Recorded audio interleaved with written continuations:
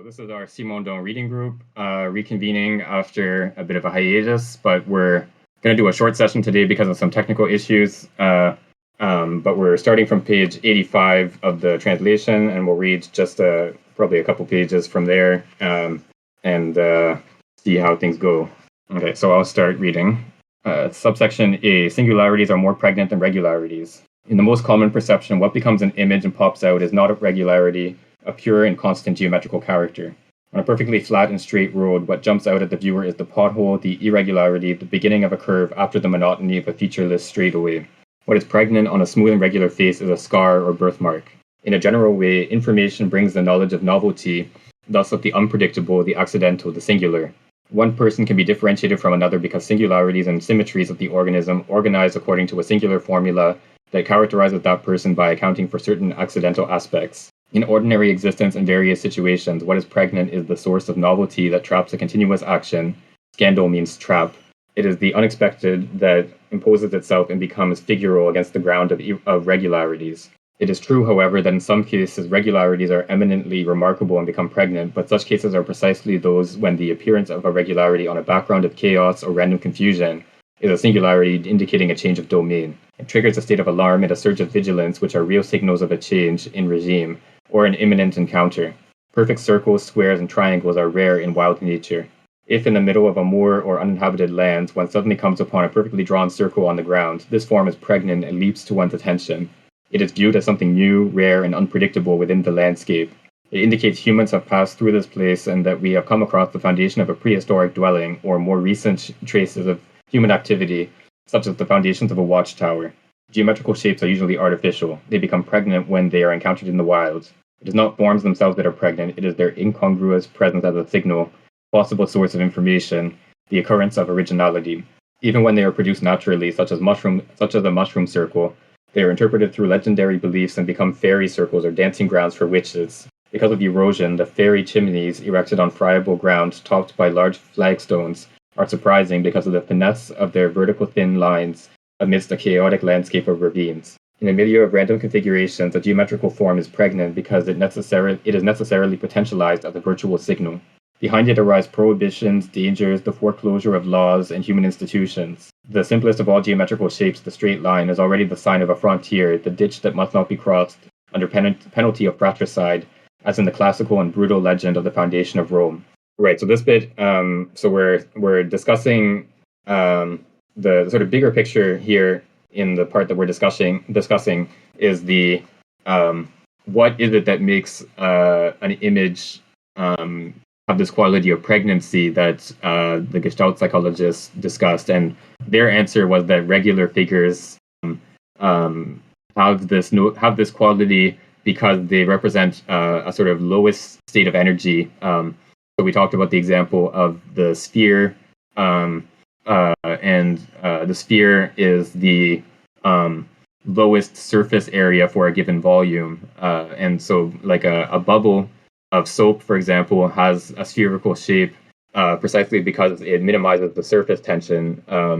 And so the Gestalt psychologists sort of analogize that perceptual figures had the same sort of minimization role that physical shapes have.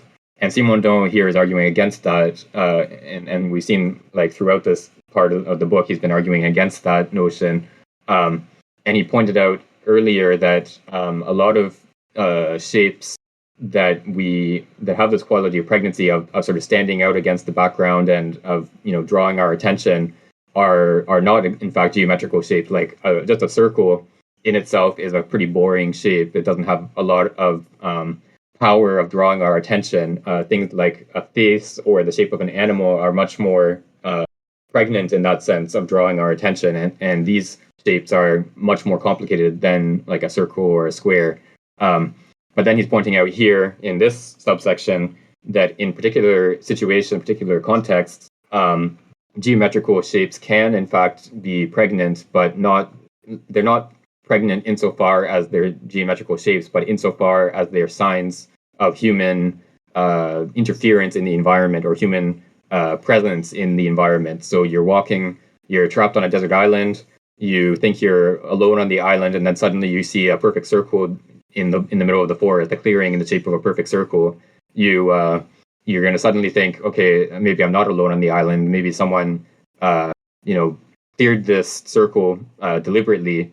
So yeah, circles and straight lines and squares and triangles, any sort of simple geometrical figures, they're generally pretty rare outside of human productions. And then he points out that even in the cases where they do arise through natural processes, like the circles of mushrooms, for example, that even in this case, it sort of gives rise to these legendary explanations that this circle is really the product of fairies or witches or whatever. So it would still be the result of an intentional production, even if it's not a human one. There's sort of limited circumstances in which these simple geometrical figures can have the quality of pregnancy, but they have this quality in virtue of being signs of human presence. That's sort of the point of this subsection. I can read the next subsection. Let's see. Let's just read the one sort of paragraph subsection, subsection B. Thanks. No problem. B. Geometrical shapes may become pregnant through their mutual relationships. A rounded arch in a monument built in a completely homogeneous style is not particularly pregnant. This reduced pregnancy is not due to the intrinsic characteristics of an arch that is a perfect semicircle, since if we make a geometrical drawing of this type of arch, it is not particularly pregnant.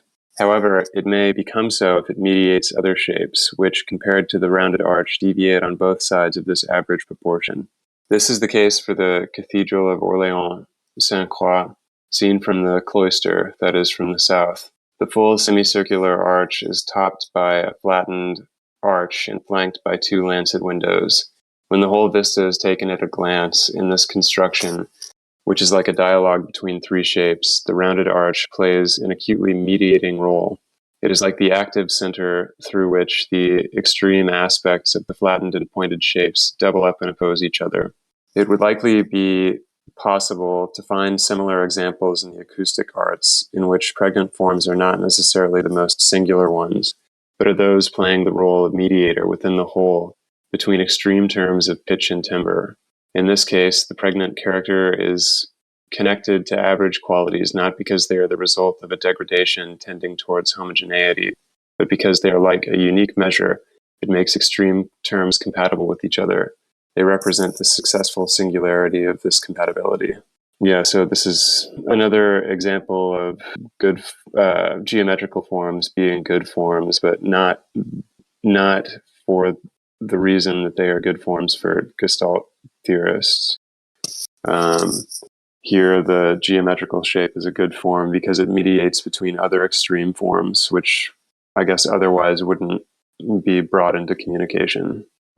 Yeah, I think we can probably connect this to the bit in Individuation, Volume 1, it comes up a few times, but for one instance in the introduction where he talks about mediating between different orders of magnitude, how the individual sort of mediates between orders of magnitude. Like his example is the plant that mediates between the subatomic level and the cosmic level. It's by virtue of performing photosynthesis. So here we have this sort of mediation property of this arch. I can't find a picture of this set of arches that he's talking about in particular, but this sort of geometrical arch, this like semicircle shape, is not particularly interesting in itself. There's not like, it doesn't sort of capture your attention just in its own right. But the function that it plays in the whole building is to sort of mediate between these two more extreme forms of arches, and then by performing this function, it sort of captures your attention in that way. So again, you have this sort of simple geometrical shape that does in fact have the role of the quality of capturing your attention, but it has this quality not because of its simple geometrical shape, but because of the function it plays in the whole structure of the building. So again, just arguing against the Gestalt psychologists that this is not that the notion of pregnancy is much more complicated than just sort of minimizing a physical quantity, and it takes a lot more sort of fine-grained analysis of a particular setting to understand why a particular figure has this quality and why another one doesn't.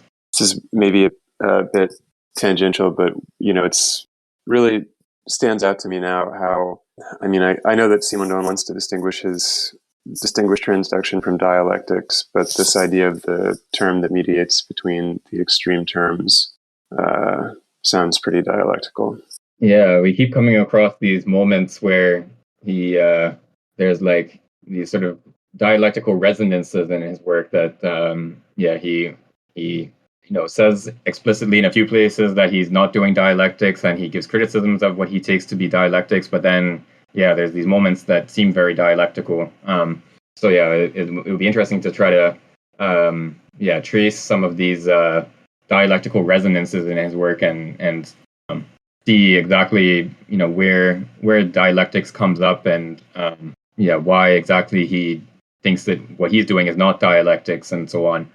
Actually, I think I may have found what he's talking about. Let me just post this picture in the chat here, if Discord will let me.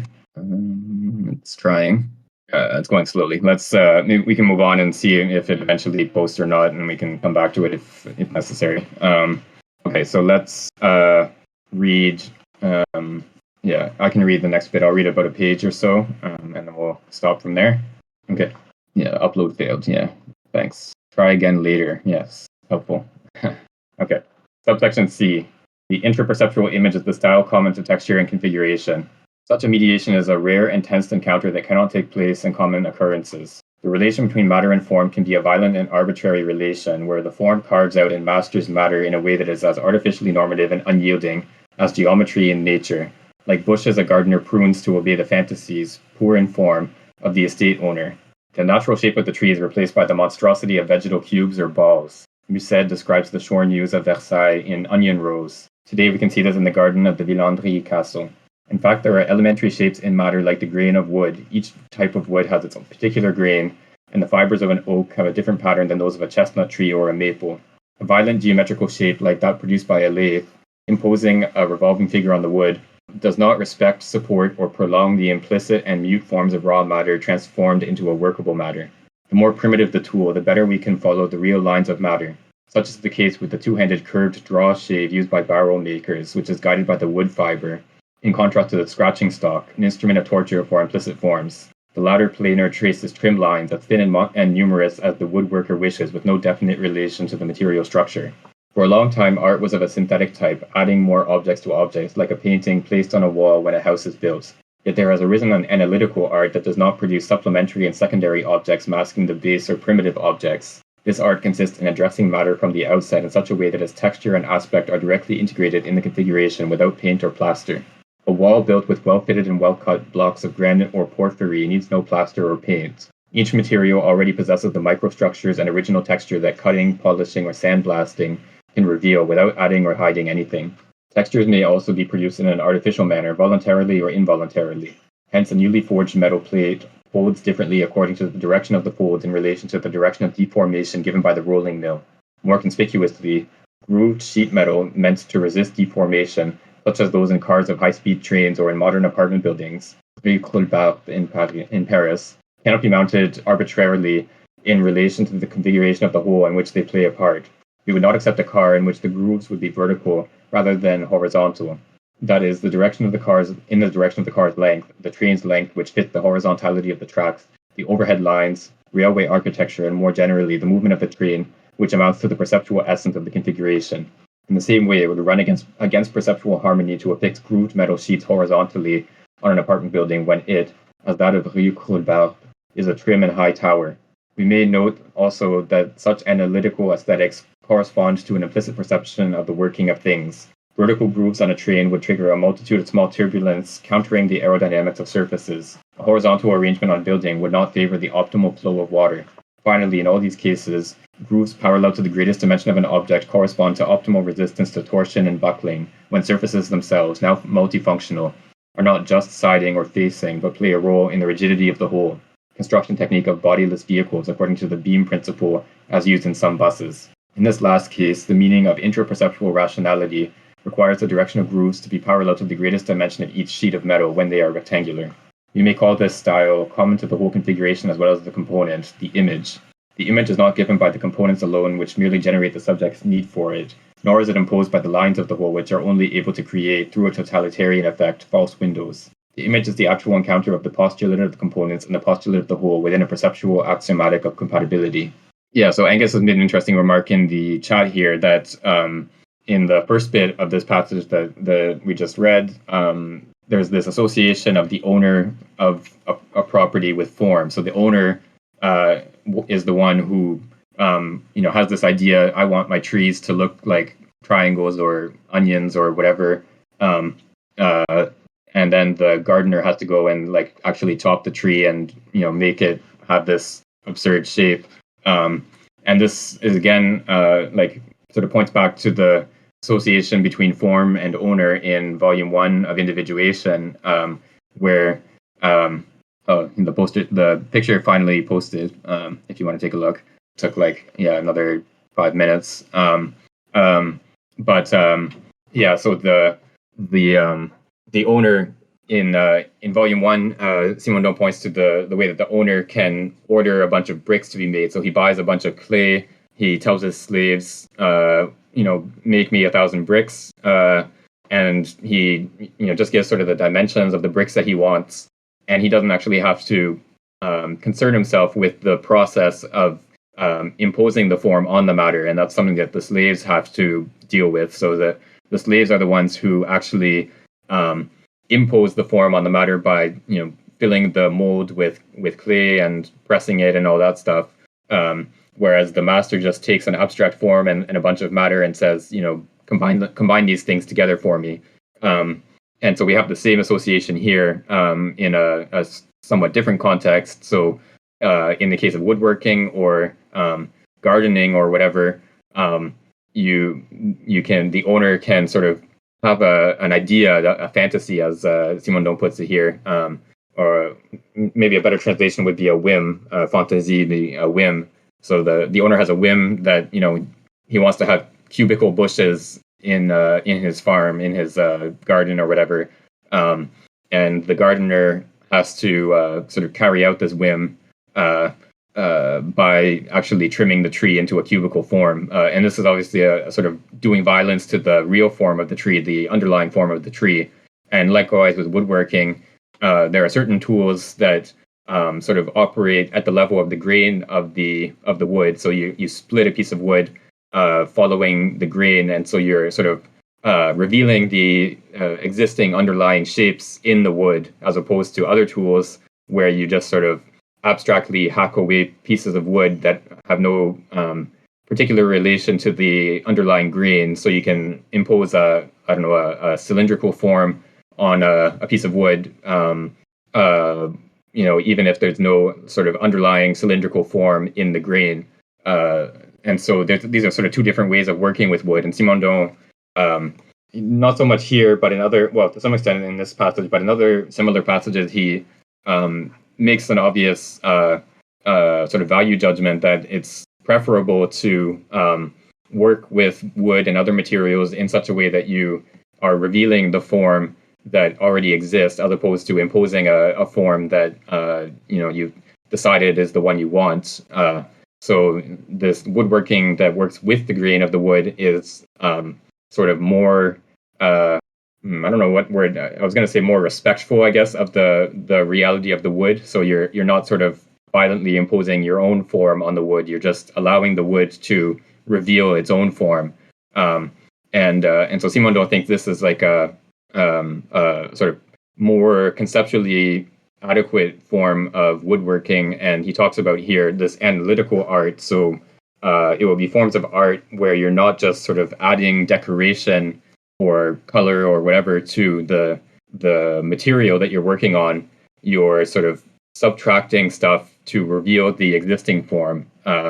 And so that's sort of two different approaches to art. And he, I'm sure he's not sort of denigrating synthetic art and the whole history of painting, for example, but he thinks that this analytical art is a sort of interesting conceptual development that is maybe a better way of grasping the essence of a piece of wood or a piece of marble or whatever. Yeah, this idea about implicit forms, which he also discussed in Volume 1, this also seems dialectical to me in the sense that you can try to explain away the difficulty of the coexistence of matter and form by aggrandizing one of the terms at the expense of the other. But I think Simondon's position is that the truth of the coexistence of matter and form is in the relation that mediates between them. And in order to recognize that, you have to recognize that it's not really the way that the lathe interacts with the wood, but individuation requires, I guess, an acknowledgement of the reality of the full reality of both the form and the matter, as opposed to it being just one as kind of the master element, and the other one is either diminished or nullified. Yeah, and we see this like in the woodworking example. We see this by the way that you like even the form, even the matter, like the wood itself is not just sort of an abstract substance, right? It has its own structure, it has its own form at the level of individual cells of the tree that the wood comes from, and those cells, that structure, are what constitutes the grain of the wood, and it's that sort of fine grained structure that you're revealing when you operate with certain types of tools and certain type of woodworking that reveals that form, that sort of works with the form of the wood. And so I think from Simondon's perspective, I think if you're developing an artifact, a sculpture or any sort of piece of furniture, whatever you're producing out of wood, if you do it in such a way that you are working with the grain of the wood and sort of revealing the form that already exists, you're creating something individuated in a way that you're not when you just sort of impose a form on the wood without respecting the existing grain. So like sort of mass-produced furniture that just takes a piece of wood and then just sort of carves it into a cylinder or whatever, doesn't sort of deal with the existing grain of the wood and is less of an individual in that sense than a piece of furniture that you sort of carve out of the wood following the grain and preserving that fine structure. So I think, and I think this makes sense, again, in the perceptual side of things, that these pregnant shapes, or these shapes that have this value of attracting our attention, they are not the ones that are like just a sort of cylindrical chair leg, for example, doesn't have that value of like attracting our attention, but a chair that is maybe sort of carved out of a piece of wood in following the grain that has the irregularities of the grain of the wood, maybe would attract our attention in a way that the other one doesn't. And it's precisely because it has this higher degree of individuality, of individuation, than the other sort of violently imposed cylindrical form. So yeah, it makes sense that we would see this kind of more individuated entity as sort of drawing our attention more than the sort of abstract connection between a cylindrical form and an abstract wood matter. And maybe in this context, it's also worth mentioning that the Greek term hule, which is generally translated matter, it's what Aristotle uses this term to mean matter. The original meaning, etymologically, is wood. So like a forest or like a piece of wood that you're working on to make furniture or whatever. So this, like, wood is sort of like the archetypal form of matter for ancient Greek philosophy. It's like something you can, give form to, that you can produce, furniture, I don't know, other tools or whatever, out of wood. So you can sort of give it form. But of course, this, as Simondon points out in volume 1 of Individuation, this sort of abstracts away from the fact that there's this existing microstructure, this existing form in the wood that permits certain types of form but makes others less possible. And there has to be this sort of adaptation and interaction between the overall form of the tool or the furniture or whatever that you're making and the microstructure of the wood that you're making it out of. Okay, so let's go on to read another page or so, if I'd like to read. I can read. Are we at textures may also? No, I read that one in the last bit. We're at the Baroque, at least. Okay. Okay. The Baroque, at least in its most automatized and vulgarized developments, might be defined by the independence of microstructures in relation to configurations, leaving the interperceptual image afloat and indeterminate. Any detail might be added to the whole configuration, and this addition of fruits, flowers, or rocks has no limit in load or complexity. Contemporary Baroque has emerged with the proliferating automatisms or op art, with microstructural, geometrical, and contrasting motifs developed for themselves and serving to dress objects already endowed with a shape and a meaning. For instance, rolls of quote-unquote opticalized adhesive tape can be glued on cars, furniture, and various objects.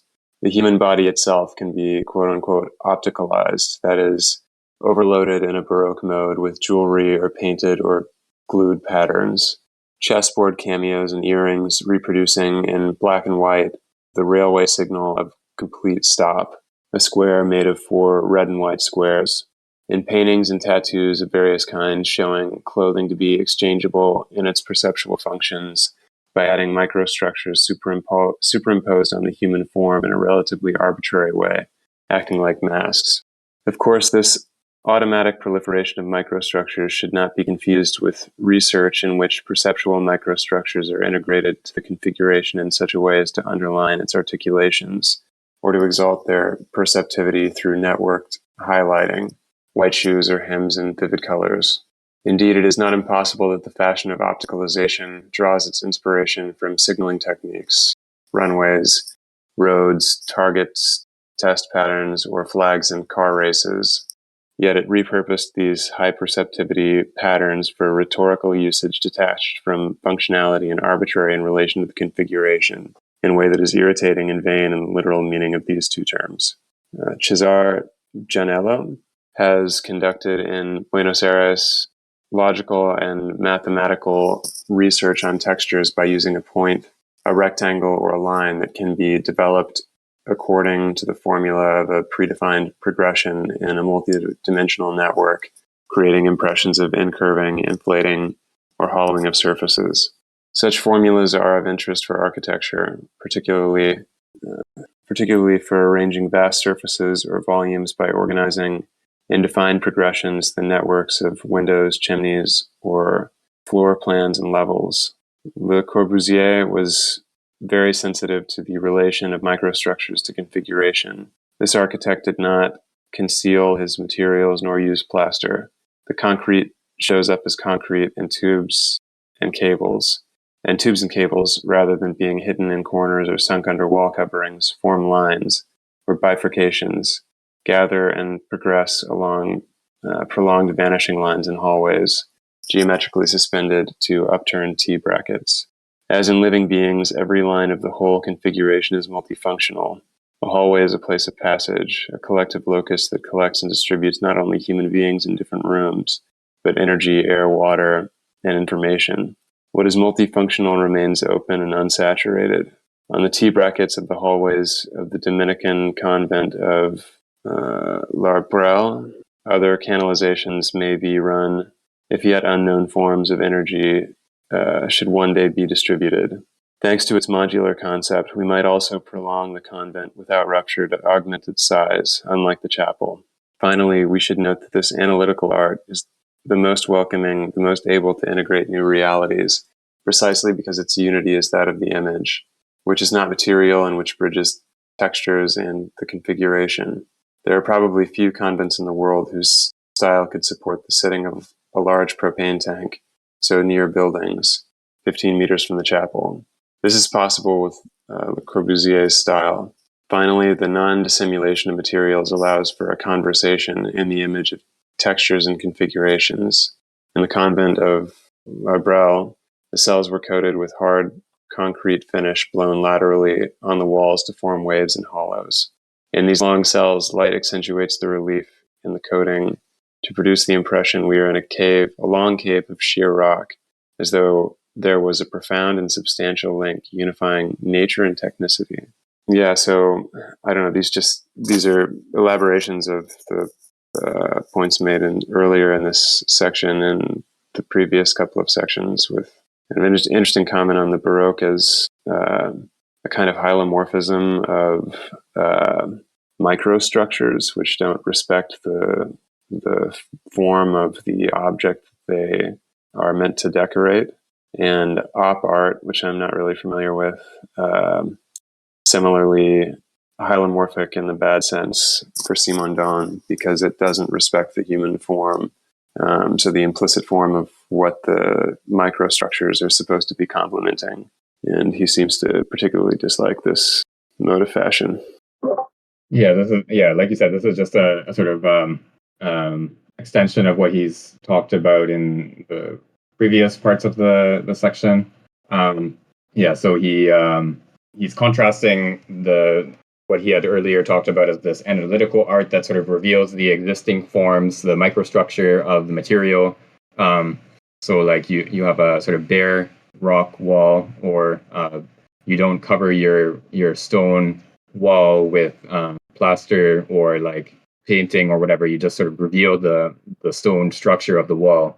That's the one sort of better form of art for him. And then the Baroque means that, the way he's using this term here, Baroque art is an art form that just sort of attaches decorations to something sort of externally. So if you think of like the types of things he's talking about here is like these I guess 18th century, 17th and 18th century buildings where you have like little flowers and little decorations everywhere, sort of in the woodwork or just added to the side of the building or wherever. So every part of the building has these little decorations added to it. For Simondon, this is like sort of artificial art in the sense that it doesn't grasp the essence of the material that it's made of. It's just sort of adding decoration externally to it. And so he contrasts this with this convent at Arbrel, this convent that Le Corbusier put together or designed, where that sort of avoids the use of decoration. So it reveals not just like rock and other natural forms, but like concrete, and the water pipes and the phone lines and all this stuff. Everything is sort of out in the open. There's no sort of hiding of the structure in the way that most buildings, like you run the water pipes behind walls and you don't see the pipes, and whereas in this building you actually do see the pipes.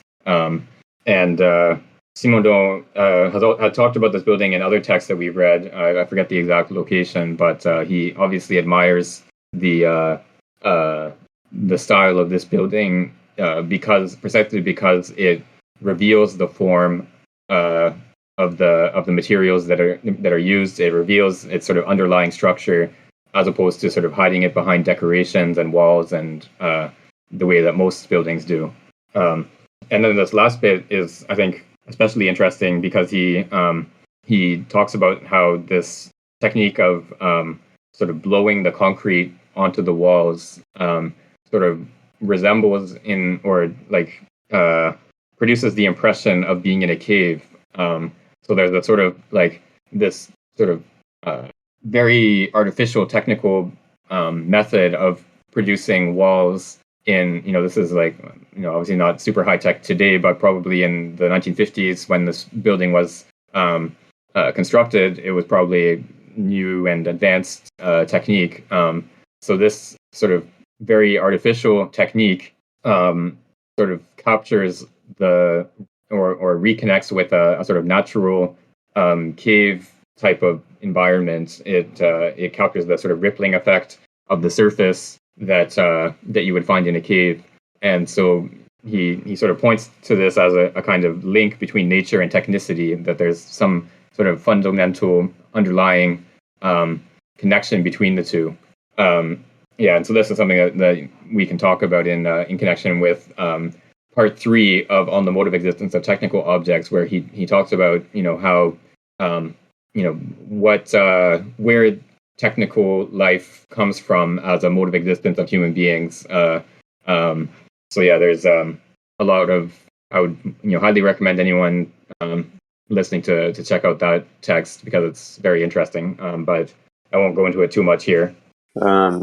One thing that was actually in the last section that you read, the point that he makes about the at the end of that paragraph about the perceptual axiomatic of compatibility that's discovered by the mediation. The idea of, this is something I was thinking about recently, but the idea of an axiomatic that's discovered sort of in the process of like he in volume 1, he often talks about signification as the discovery of an axiomatic. But I wonder if this is opposed to approach to philosophy that like posits definitions or axioms at the outset and then sort of imposes these definitions or axioms on the subject that it intends to explain. Whereas Simondon thinks that, for the same reason that you want to use a tool that respects the implicit form of the wood in order to kind of adequately individuate the piece of furniture or whatever you're making. And when you're building a philosophical system, you don't want to start out with axiomatics that may or may not,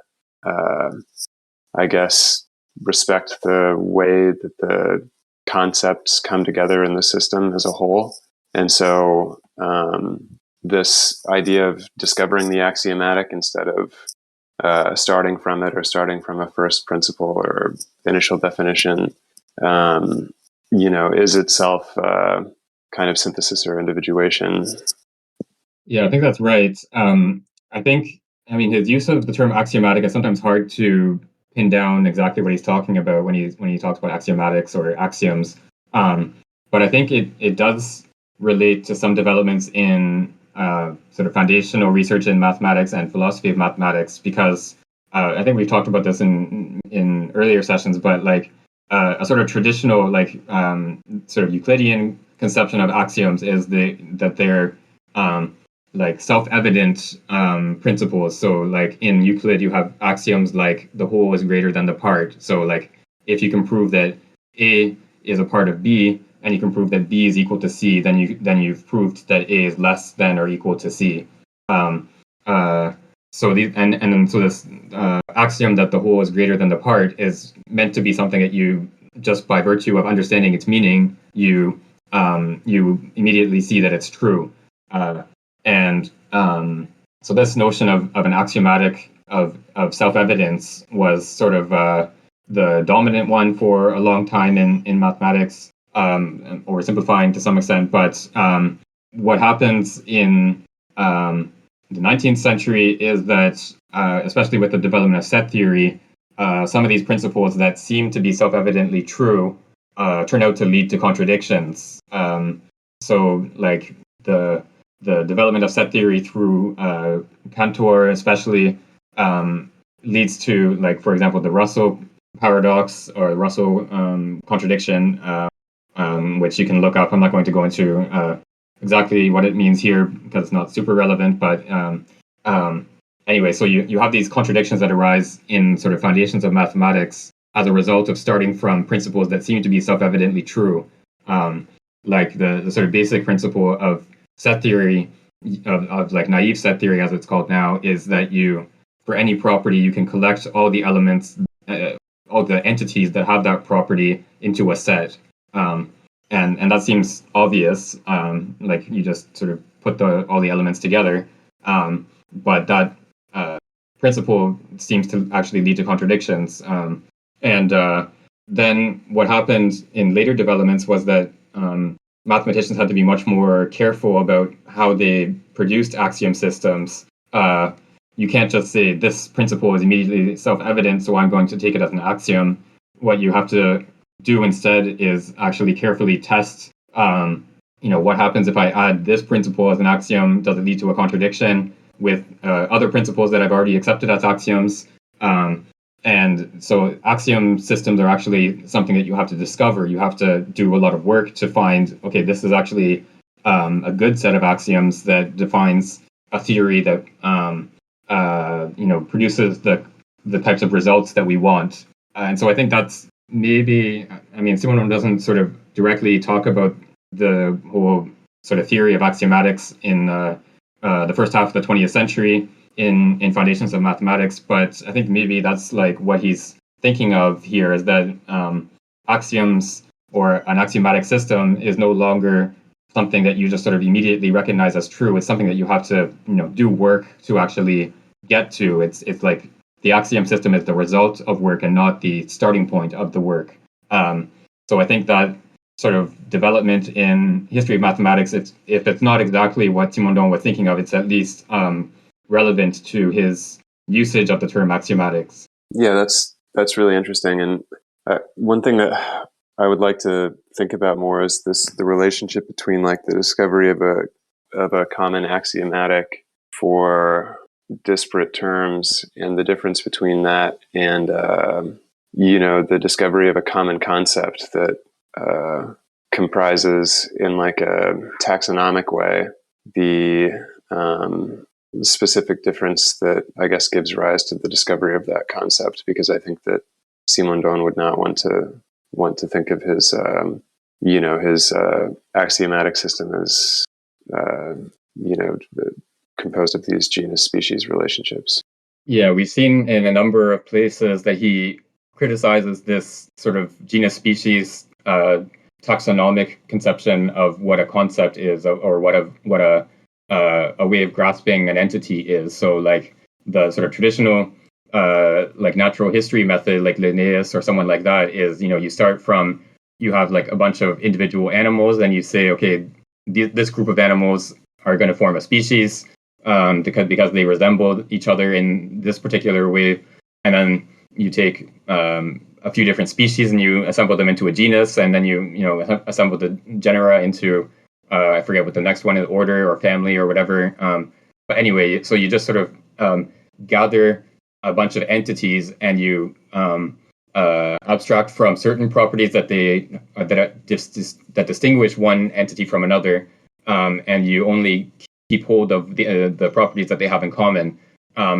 And so, like, one of the criticisms that Simondon has of this approach is that the highest genus or the highest concept in this taxonomy turns out to be like completely empty, right? Because you're losing content the higher you go in the hierarchy. Like you start from say the species dog, and then you go to a higher level and you look at carnivores, and then you go to the level of mammals, et cetera, et cetera. You go up higher and higher. You get to like living beings, and then you get to like entities in general, like and then entities. The concept of an entity is like completely empty. You have no content to this concept, right?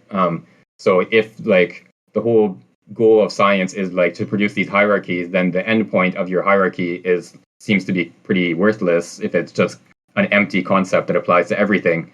So that's sort of one reason to think that this is not really what exactly we're doing when we do science. So Simondon contrasts this with his notion of the invention of a compatibility or a discovery of a compatibility between disparate terms. And so this, as we talked about before, this notion draws from the theory of binocular vision. So you have two retinal images, two images projected onto your eye that are slightly different because each eye is looking at the object from a different angle. And the image that you see is not of two copies of the object, from slightly different angles. Instead, you see one object, but in depth. This sort of depth perception, this invention or discovery of a dimension of depth, for Simondon is something productive. You're adding something or discovering something that wasn't there before, as opposed to the conceptual hierarchy where you are actually subtracting from the content of the concept. So you start from the concept of dog and you go up to mammals and living beings by eliminating some of the properties that they don't have in common. So I think it's this sort of productive nature of the visual perception example that sort of separates it from the taxonomic concept hierarchy. But I think at the same time, he does want to see sort of creative philosophical work as productive in the same way. So when you, as a philosopher, when you come up with a concept like the concept of atoms, that everything is made up of atoms in the void. So this is a creative work of philosophical thinking. It's not just sort of looking at things and sort of abstracting from their properties and putting them all under a concept of atoms in the void. You're actually producing a new concept and sort of showing how it can produce how it allows us to grasp the entities that we see in the world, the composite entities, as composed of atoms in the void. So this production of the concept of atoms in the void or any other philosophical concept is itself productive. So it's not just in visual perception and similar situations that we can be intellectually productive in that sense, but in concept creation as well. Okay, so let's go on to the next bit. I'll just read the last couple paragraphs of this chapter, and then we can discuss that and stop there for today, I think. Okay. In analytical art, the link between nature and technicity appears when the configuration is related to the geographical reality upon which the built work was constructed. A waterway will be crossed or a hill to be a waterway to be crossed or a hill to be vanquished may be enough to create this linkage, which is the intraperceptual image between the dimensions of the whole integrated to the world and the microstructures of human building. This is the case for the segment of the highway coming from Paris to Clermont near Montferrand, with high road lights and thick-grained roadway coating against the background of mountains and cityscape, and also for the segment of the new road traversing Châtellerault through its newly built neighborhood. This stability of the image as an operation common to texture and configuration is not limited to a perceptual effect closed on itself. It triggers the concrete expression of forces, tendencies, and significations that devolve from the perceptual action and bestow its scope to a monument. This is the meaning of the memorial to the resistance erected on Mount Mouchet. This massive and simple stone block before a vast, unobstructed horizon is like an extension of the rock of the mountain. It is surrounded with no boundaries and no other embellishments. In a way, it is the last of the tumulus mounds scattered by the roadway leading to this harsh and wild plateau. Driving down towards Zog, we find this same quartz-rich granite, the main local rock, cut in large chunks and serving as support for posts or boundary stones. Born from the ground and bound to this place like the memory it perpetuates, the monument draws its meaning from being the structure of singularity that gathers and focuses the force of things. To summarize, the pregnancy of forms expresses the inherence of the interperceptual image. This image is neither given nor results from a stable state of equilibrium. It is the act of a subject who finds meaning at all orders of magnitude of perceived reality in the tensed and thought compatibility of the most elementary materials and the vast configurations inserting this portion of reality into the world. The equilibrium expressed in the intraperceptual image is that of the living in relation to its milieu, rather than that of the lowest level of energy in a system. It is not the resting state of a single equilibrium, but the linkage of two systems, the subject and the world. The interperceptual image is the nodal point of insertion of this linkage into the world. It stands in a symmetrical relation with the existence of the subject as organism in relation to the limit separating the subject and the world.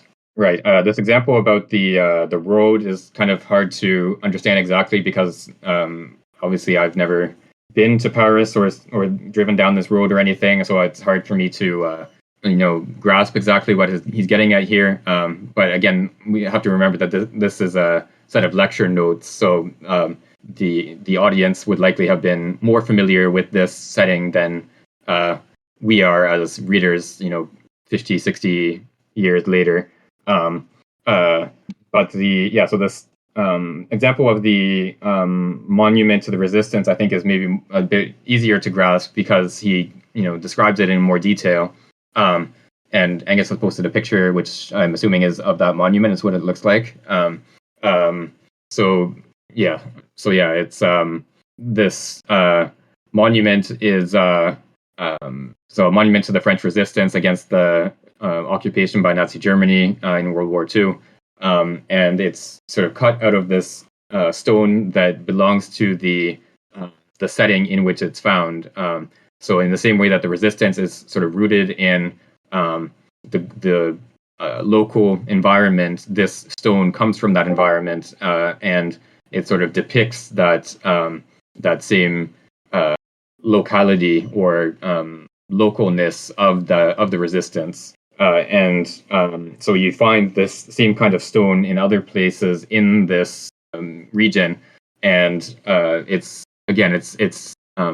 produced in such a way. I mean, it's hard to tell exactly from this picture, but it's not like covered in decoration. It's like the sort of the opposite of the Baroque style that he criticized earlier. So it's not embellished in any way. So it just sort of reveals the quality of the stone, and so it sort of combines the microstructure of the texture of this stone material.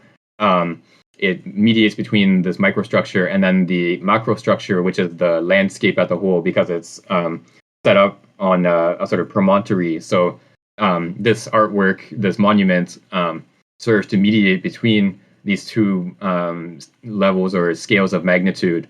And so this exactly is what he points to in this last little summary paragraph as being like the function of the pregnancy of an image is this mediatory role, or this role of producing a compatibility between some elements of a situation that were not compatible before.